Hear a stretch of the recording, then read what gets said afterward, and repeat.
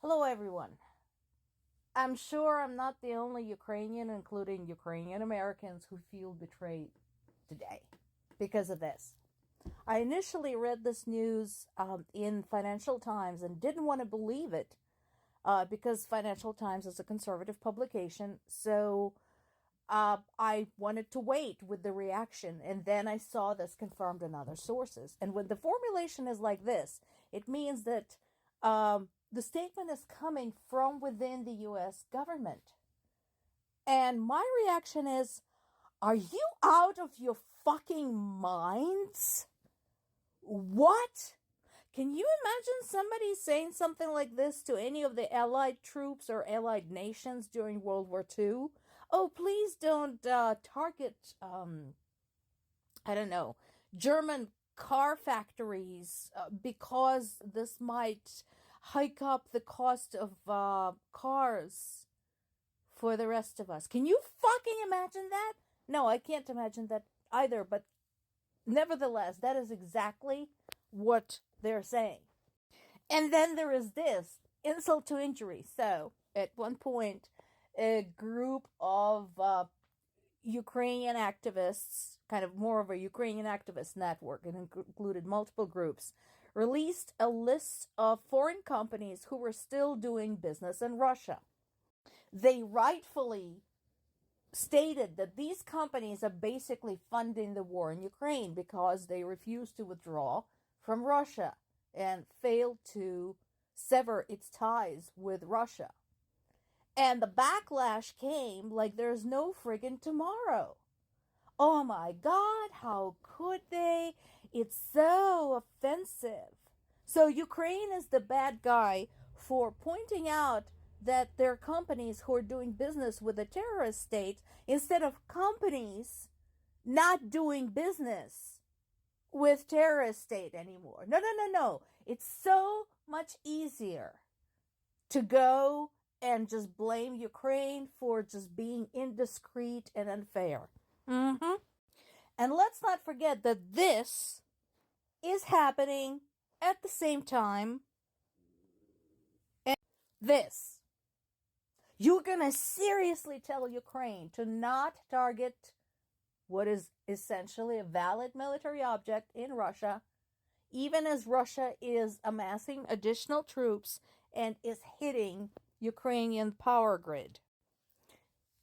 Today's strike left hundreds of thousands of people without power. Multiple people were killed. But no, keep telling Ukraine how it's doing the wrong thing. One of the targets was the Zaporizhzhia nuclear power plant, which went on the verge of blackout after Moscow had struck the hydroelectric dam, which is part of the same electrical system. But hey, no, by all means, wait for a meltdown there, but keep telling Ukraine how they're not waging war the right way. Oh, and great news! Russia is finally changing its rhetoric and starting to refer to what it's doing in Ukraine as a war instead of special military operation. And I think I have a theory why.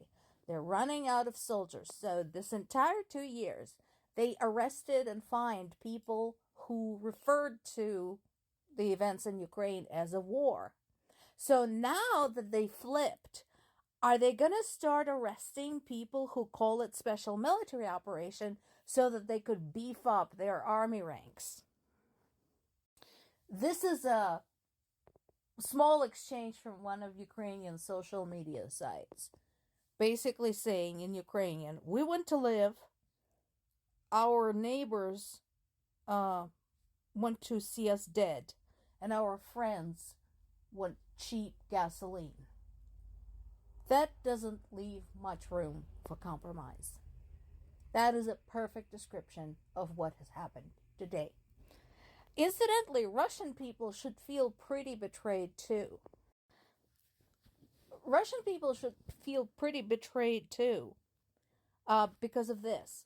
So I'm sure Russian media and social networks had the knee-jerk reaction to blame this on NATO, US, Ukraine, and so on and so forth. And I'm not gloating. This is terrible.